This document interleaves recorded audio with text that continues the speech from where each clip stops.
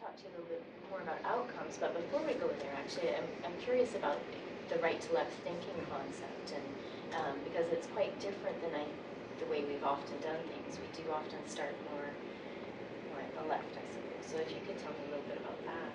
Well, we're the product of our environment, and all of us have been taught to read from left to right, to think from left to right, because we start out with goals and objectives, and then we think about, well, now what do we have to do to accomplish those goals and objectives, and outcomes are sort of a secondary, Right, a byproduct. a byproduct. They may happen or they may not. And left to right thinking is also historically how accreditation programs and agencies have worked. Because what they've looked at is they haven't looked at the outcomes, they've looked at the process, where you start with your goals and then they look at the processes. And if those processes are in place, then the assumption is, two assumptions. Number one is you're a good agency. And number two is that you're going to have outcomes. Well, I think the evidence is pretty clear that process does not lead to outcomes unless you start with what are the desired outcomes and what processes need to be in place in order for those outcomes to occur. Now, in that regard, what's happening in many places that have really gone into the supports paradigm and the quality of life paradigm is that they develop their individual plan around the domains. And so that you have an indication as to what are the wishes and goals of the person in reference to those 8 domains. Some may not be appropriate, but many times and most times they are. And then you build your support strategies, as this example that I gave earlier of the gentleman. You build your support strategies around those domains. And then when you measure your outcomes, as you will be doing in your pilot project, then you are really shuffling the deck in your favor.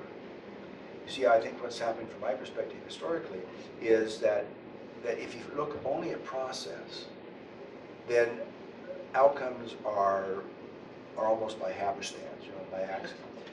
And if you don't focus on your outcomes first, then all that you do in terms of process may have no relationship whatsoever to outcomes. And I think that's exactly what's happening in terms of the consumer empowerment movement.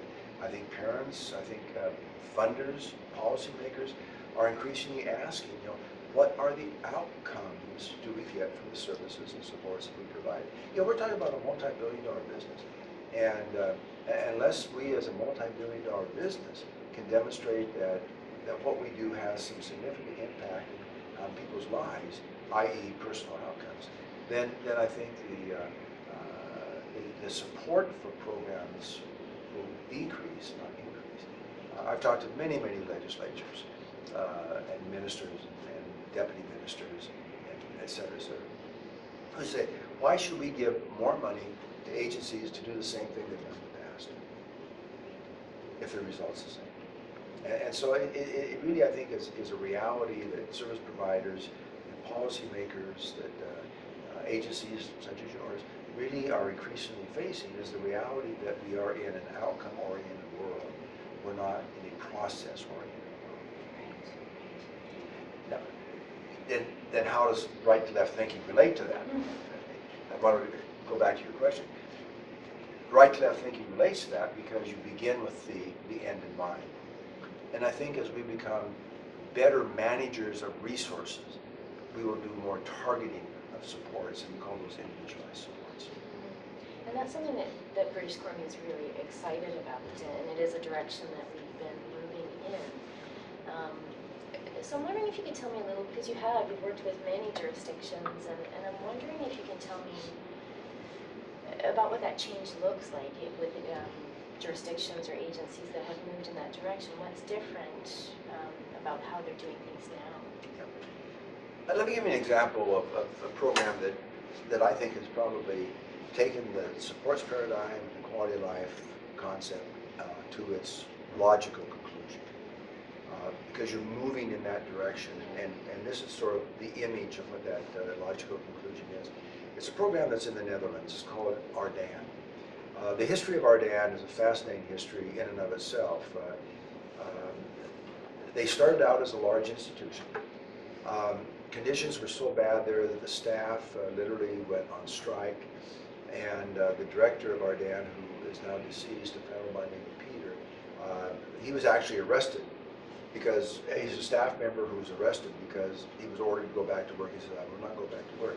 Well, to make a long story short, over the years they have simply divested themselves and they are now a completely community-based program. They're also very technologically based, as they have a real-time data system. What they do is every client is assessed on a called the SIST, the Support Intensity Scale. So they know immediately at the input phase what the support needs of people are. Their process is they build their ISP around the 8 core domains. And then their outcomes are, they have developed an outcome scale very similar to the Personal Outcome Index from Edmonton. It's called the Personal Outcome Scale.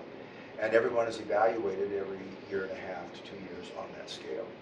So what they have done essentially is they've aligned their system. And a system, has an input, a throughput, and an output. And the alignment is, the input is the needs of the individual, the throughput is addressing those needs within the framework of quality of life, and then the output, or the outcome, is the assessment of personal outcomes on the personal outcome scale. The net result of that is they have seen unbelievable growth and development